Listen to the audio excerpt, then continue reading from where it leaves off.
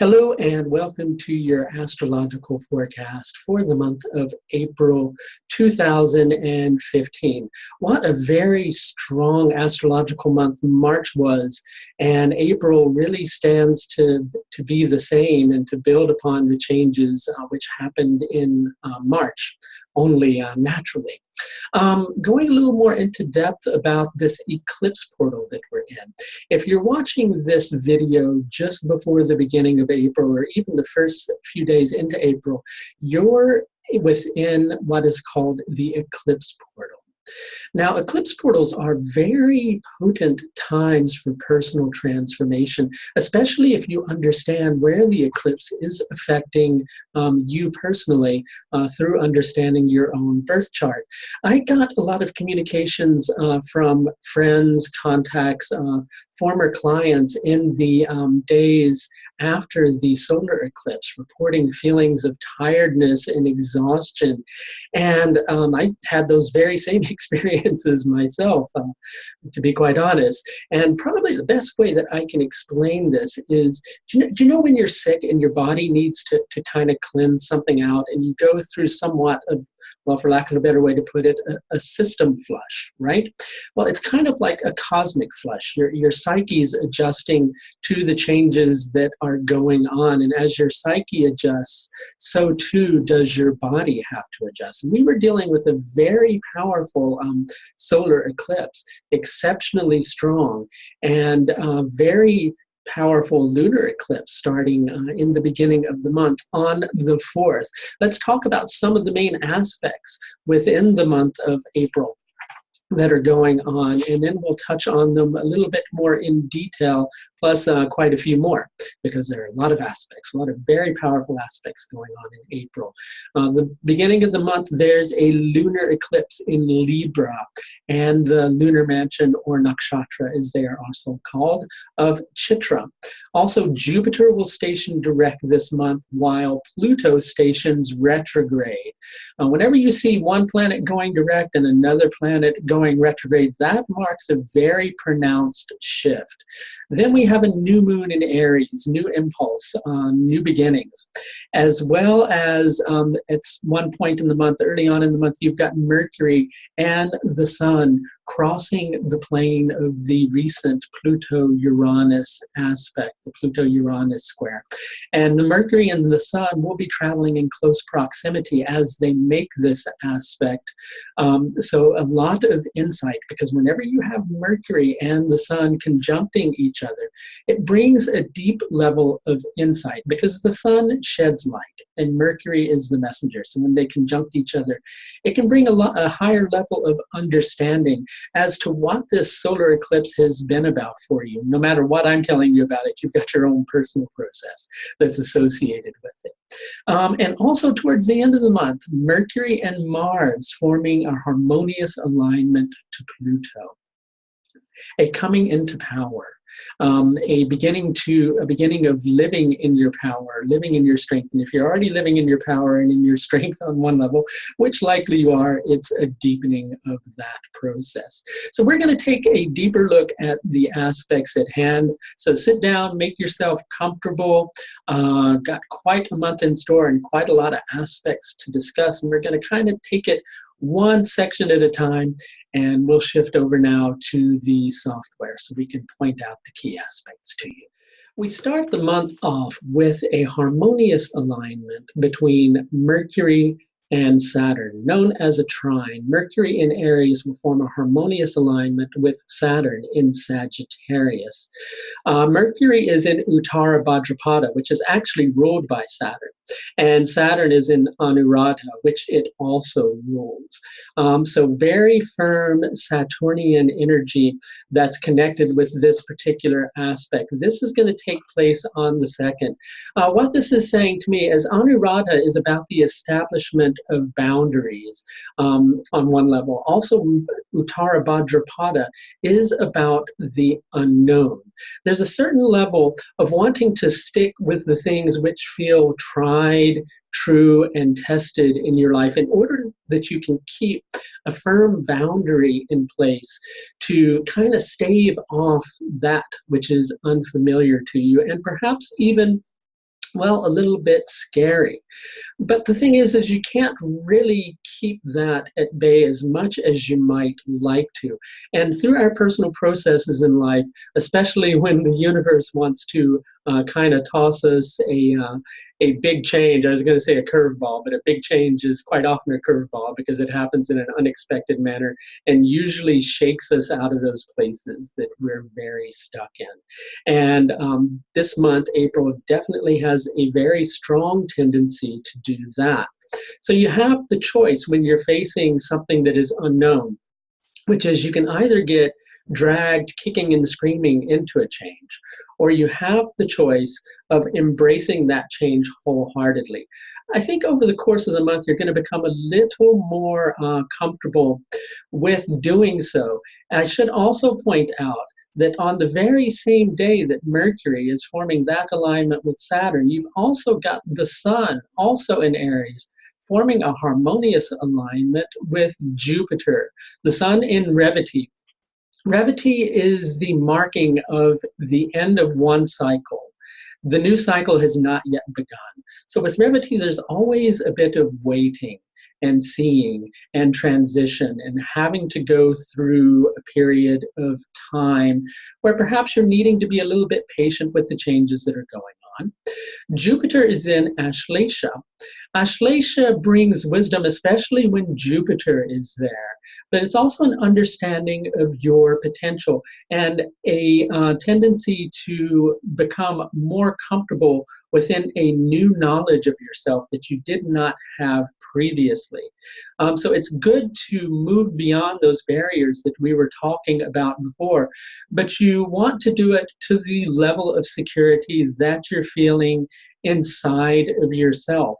And the Sun and Jupiter will bring an understanding of how you're becoming more comfortable within yourself, who you are, whether you feel secure enough to make those changes, or whether you feel like you need to hold on for a little bit longer. A little bit of wisdom to throw your way. You can't hold on altogether. You might be able to hold on a little bit and do things, well, maybe a little bit on your terms, but not completely on your terms, because the universe has different things in mind for you. We're going to kind of move the clock ahead, I should say the astrological clock ahead down here a day or so I can show you the lunar eclipse day. You just bear with me, which is on the 4th. I'm waiting for this to catch up with us. There we go. And let's bring up our magnifying glass again. The lunar eclipse will happen in Chitra nakshatra. Nakshatra basically means star. We also call them lunar mansions. And the question with this lunar eclipse, right? And first of all, let's understand just a little bit of what a lunar eclipse is about, because this isn't a full-length video on the lunar eclipse. I will be releasing one of those soon as well. But with a lunar eclipse, you've got the Earth in between the sun and the moon. So the Earth's shadow is cast upon the moon. So your feelings of security don't feel quite so stable because of a material situation that you're dealing with. Your ability to connect to your soul is somewhat clouded, and of course emotions are somewhat interfering with the process. But there's a question that you should ask yourself during this particular lunar eclipse cycle, through all of the unsteadiness that you might be experiencing in your life. What is the one thing that is constant? What is the one thing that is constant? Do you know what the word Dharma is? Well, Dharma is based upon our personal belief systems. So we each inherently have certain philosophies that we follow because of how we're meant to evolve in this lifetime, the changes that we're meant to go through. And in a sense, that's what our Dharma is, our path of righteousness. So your beliefs in that which is right for you, those things which feel right in your heart. That's the one thing that tends to remain somewhat steady through all the personal changes that you go through. Of course, there are certain standards, certain beliefs which are going to stick with you throughout the course of your life.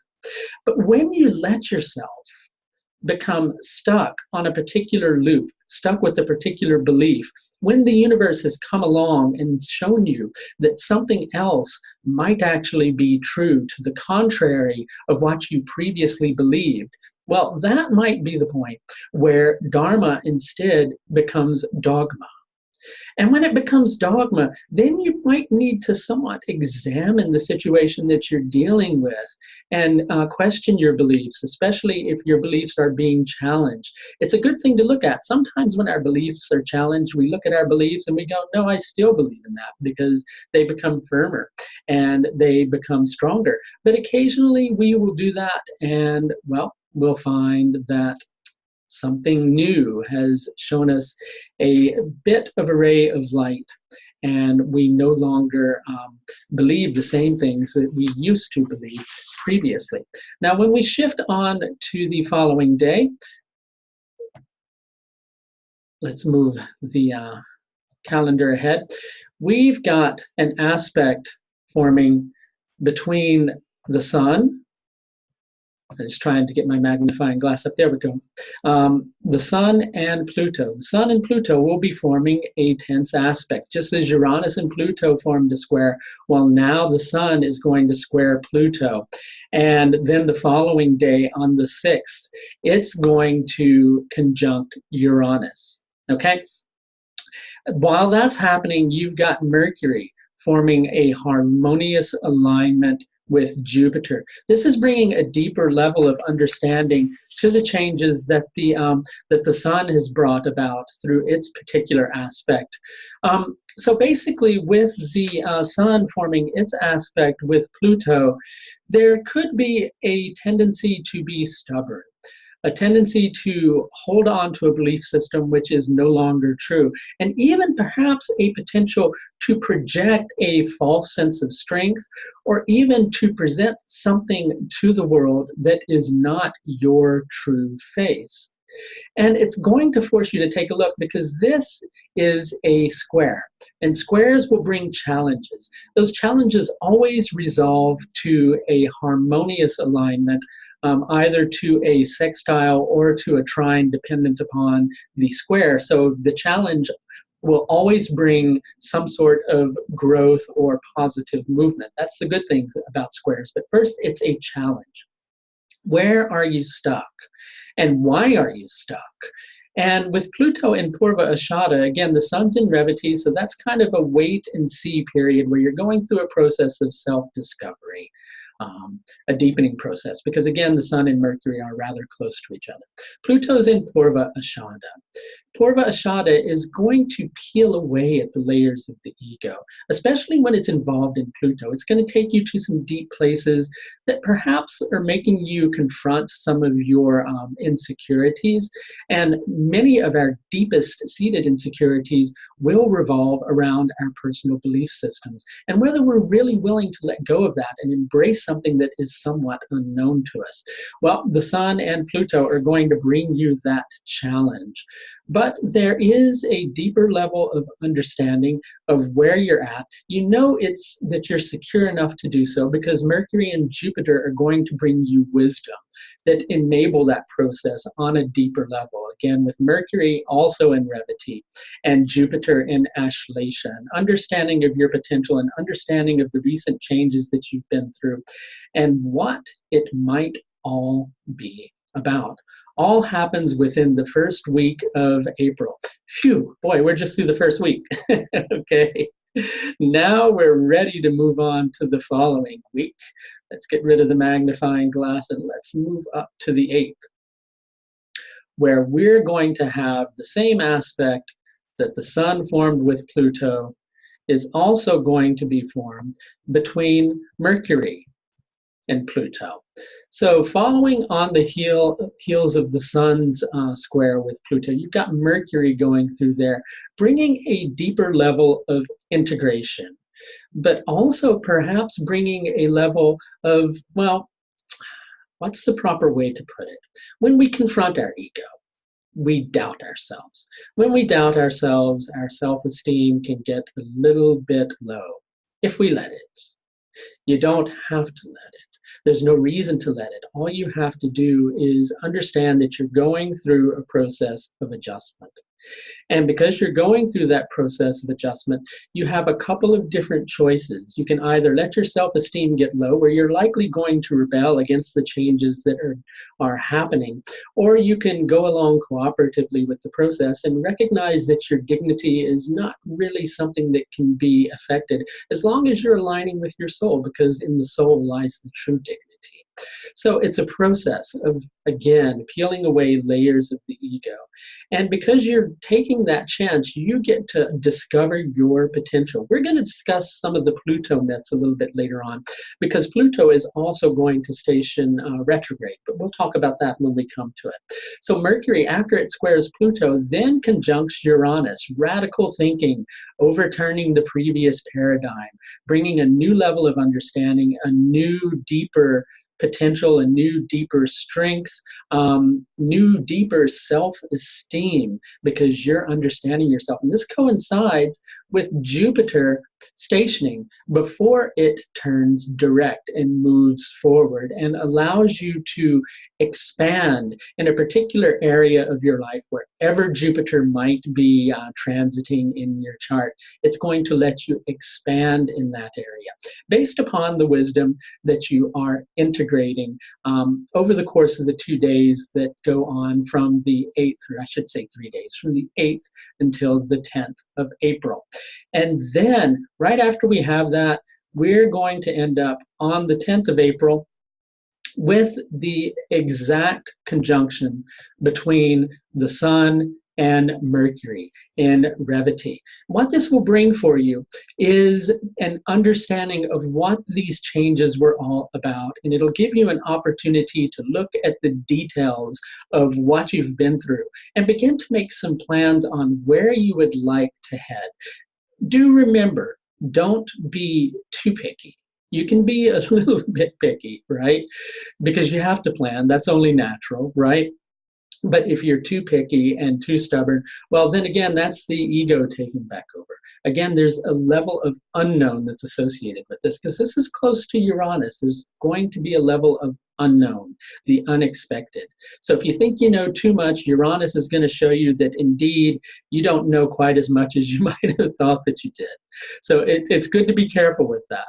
So probably the best way to explain that is, it's good to plan, but always plan for the unexpected. So it's good to have ideas, but always allow room for adjustment with those particular ideas. Okay, then we're going to end up with what I like to call an astrological changing of the guard. When we get to the 11th of April, you've got Venus later on in the day. As we're looking at this, Venus is still in Taurus, but later on in the day, it's going to shift over into Gemini. And then a few days later on the 14th, you're going to have Mercury shifting into Taurus, right? So Venus itself is about the process of refinement. Without a strong Venusian influence, we can't make good decisions in our life. We don't make wise decisions. Instead, we might make foolish decisions. Venus is always going to ask us to examine our values, to understand a little more deeply who we are and who we are not, and to make a choice based upon those particular ideas. It's interesting because as Venus is shifting into Gemini, Mercury is shifting into Taurus, right? And Taurus is ruled by Venus and Gemini is ruled by Mercury. So these two planets are in a state of what is called mutual exchange. Okay, and there is a very good level of healing and the potential to move on from a previous set of beliefs, a previous paradigm, and embrace something absolutely positively new in your life. Now, I recognize you may be watching this and you go, geez, he says that every single month it's about embracing something new. Well, on a certain level, every single month it is about embracing something new. And every single day it's about embracing something new. And every single moment it's about embracing something new. And if it's not in your life, well, gee, it must be rather boring. And then maybe it's time to do something so that it is about embracing something new. Okay? So as this happens, we're also going to have Mars forming a harmonious alignment with Neptune. Now Mars, he's like the general of the army. He is always going to want to push forward into new territory, to boldly go where no man has gone before. And Mars is going to guide you as he's transiting Bharani to letting go of some past limitations. Bharani is symbolized by the birth canal. So the process of birth is associated with Bharani.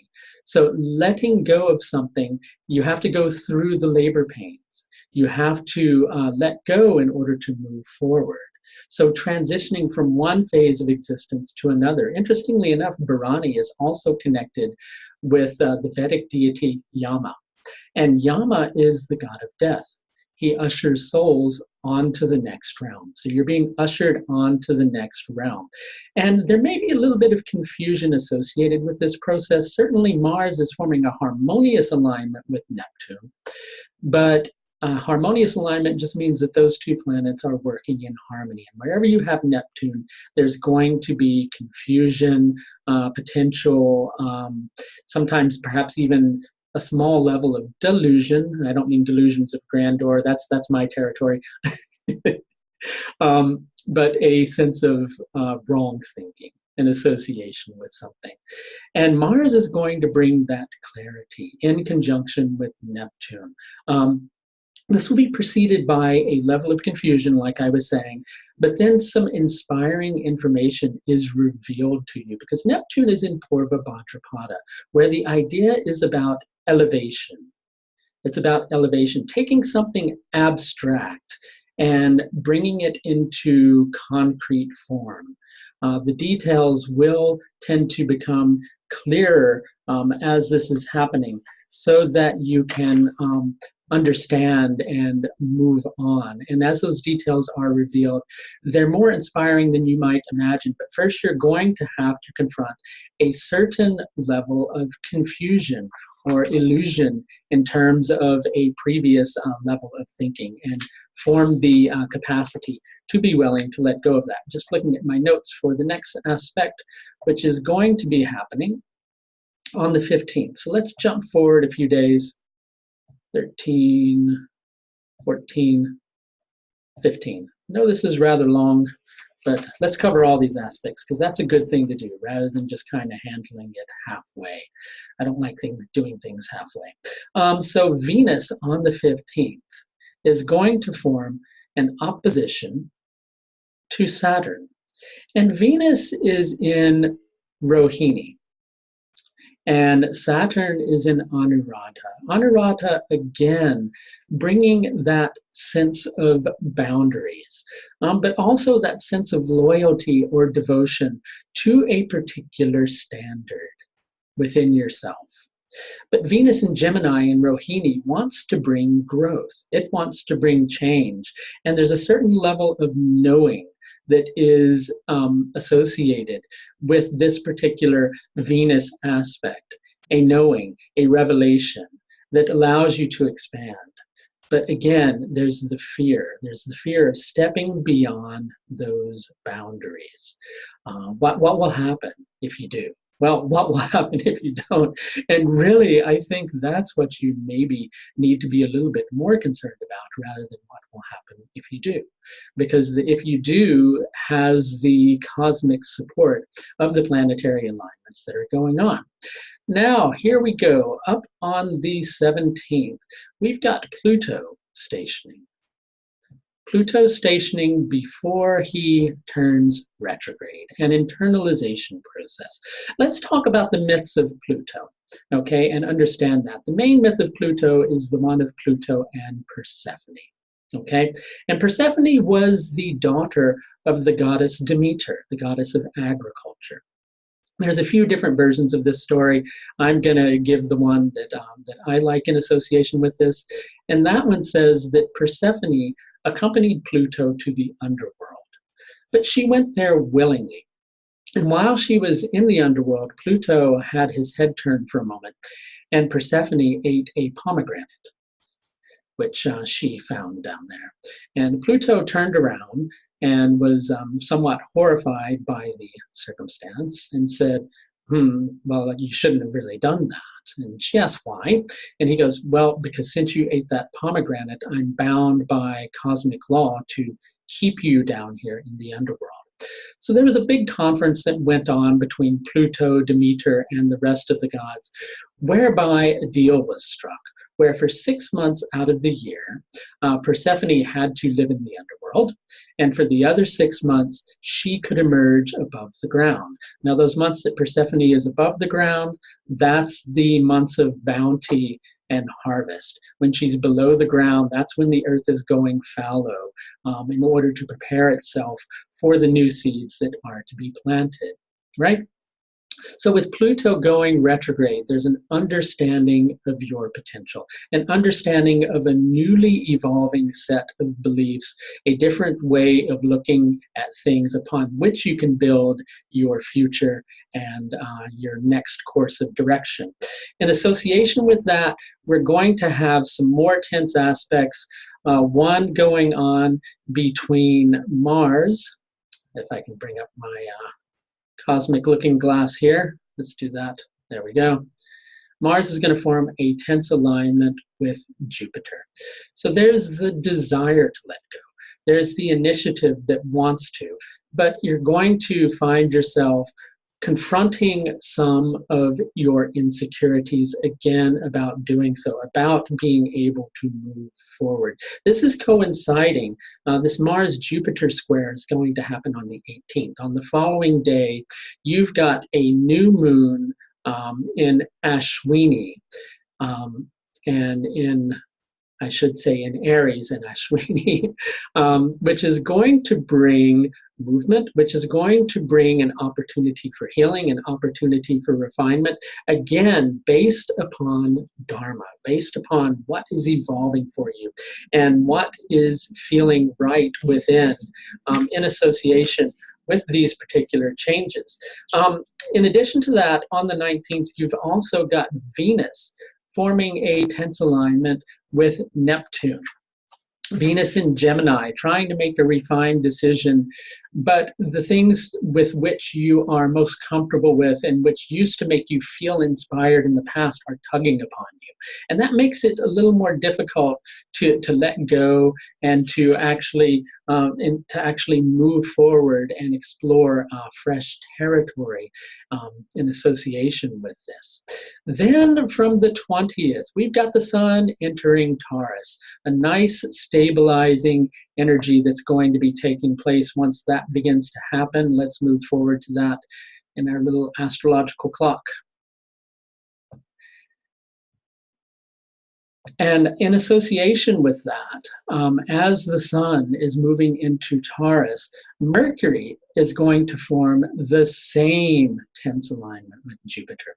So I would define this Mars and Mercury energy going on with Jupiter is as there is the desire to move forward and the insight that one does indeed have to make some changes in one's life. There's a certain level of insecurity. Again, there's a level of unknown that perhaps one is not quite so comfortable with. But again, it comes back down to that thing that we were discussing at the beginning. You can either go along with changes or you can have it happen as you're being dragged along kicking and screaming, right? So confront those insecurities. Be willing to do so and be willing to take some bold steps forward.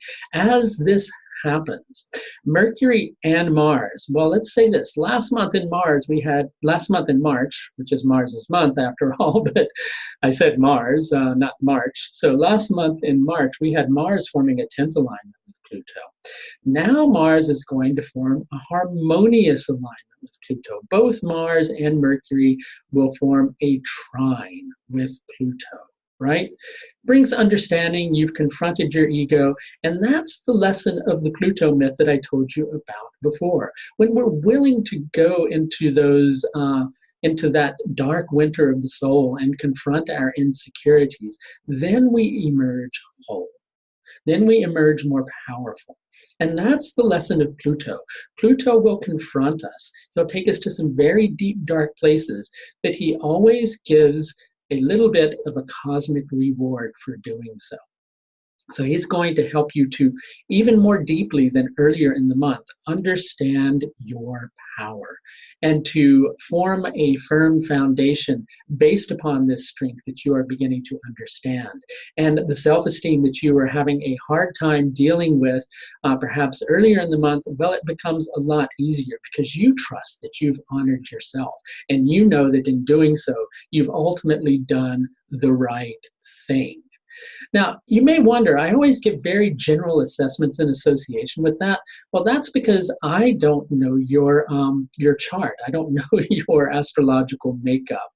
And these changes will affect each individual in a particular area of life. So what I do is I look at the lunar mansions and I look at the planets and the signs, and I give a very general understanding of what those energies are about. It's kind of like an astrological weather forecast, right? You know what the energies are about, so you're armed with it. But if you'd like to be armed on an even deeper level, then that is done through having either a personal consultation or one of the personalized video reports or a written report. Those are the astrological services that I offer. And what I do is I look at your entire birth chart and answer whatever question it is that you have. I should expand beyond entire birth chart, because in Vedic astrology, there are several charts that we use, right, for different areas of a person's life. So I can look at the coming changes for you in relation to your personal birth chart. Or if you have another question that's kind of burning you inside and you need a little bit more information on it, I can also help you to look into that as well. And all of that is available through the Astrological Services page, which you can find on my website. There is a link on this video if you haven't closed that link already. If you have, there's a link further down on my YouTube page in the description area. And if you haven't subscribed to my YouTube page yet, you might consider doing so that you'll receive regular updates every time a new video is posted. That's going to do it for your outlook for April. Until next month, my friends, I do hope that you'll take the very best care of yourself.